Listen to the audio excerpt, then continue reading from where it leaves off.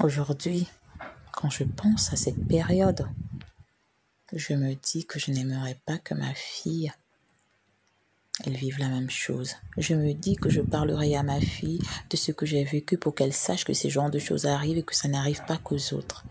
Que ça peut arriver même à des personnes de bonne famille, même à des personnes qui ont une bonne éducation.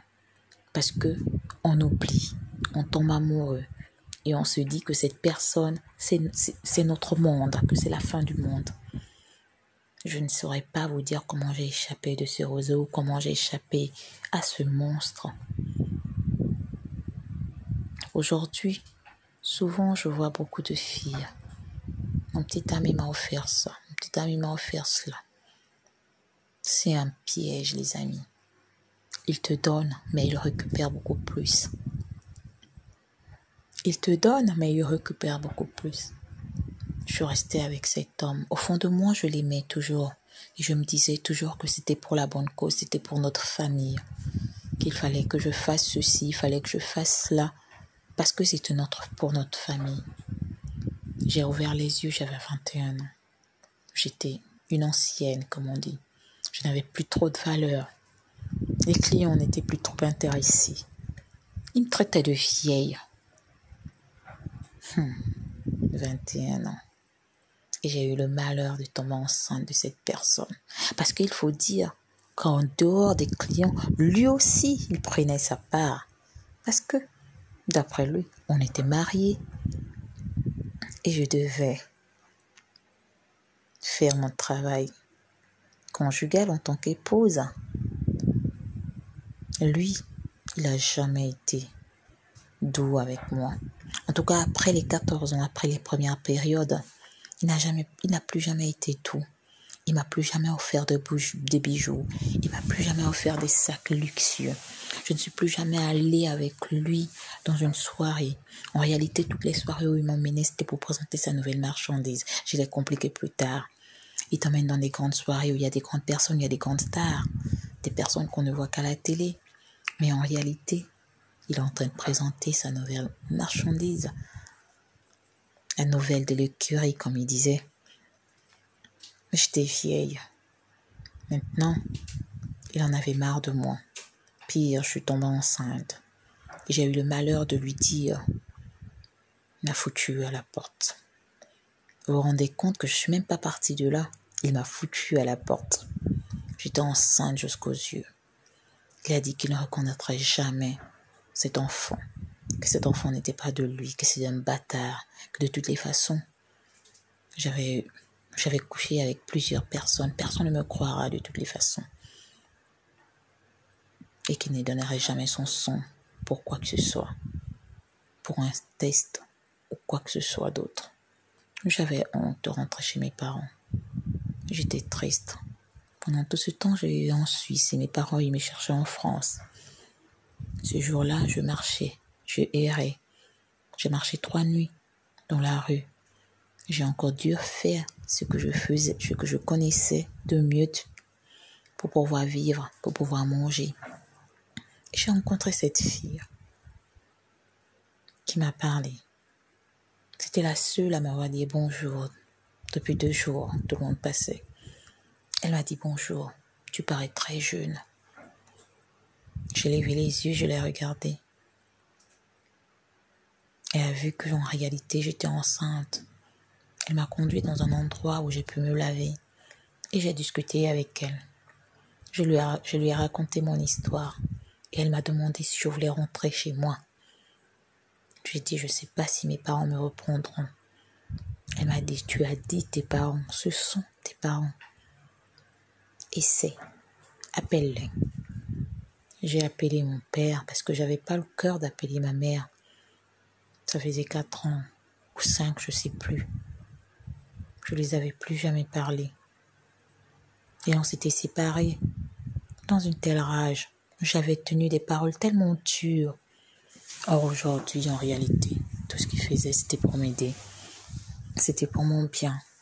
Je n'avais pas compris. 2 fois, nos parents nous disent des choses tellement dures. Ils nous interdisent des choses.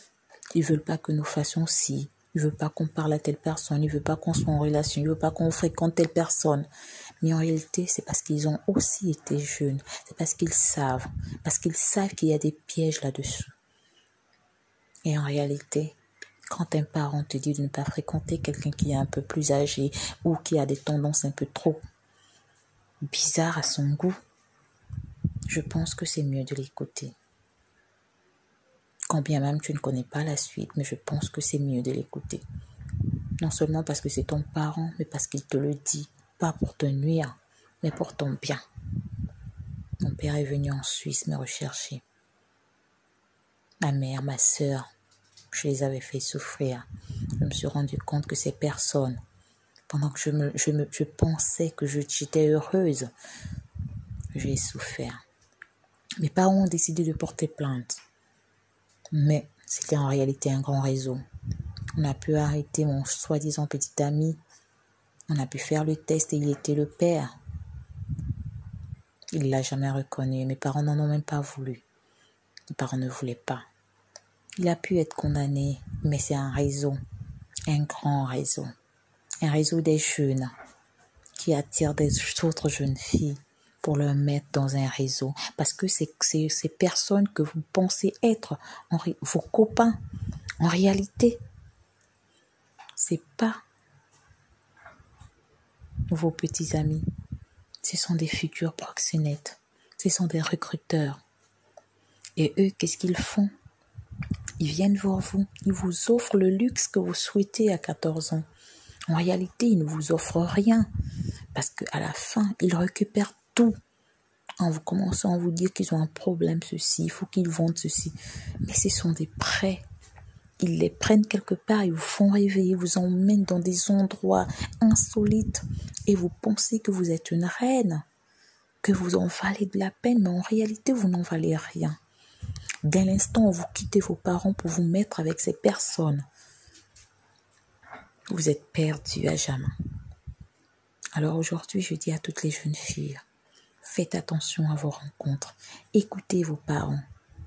Ils ne sont pas cons, ils ne sont pas bêtes. Ils savent réellement ce qui est bon pour vous. Ces personnes vous aiment. Et ils ne veulent pas que vous arrive malheur. Moi, je l'ai su trop tard.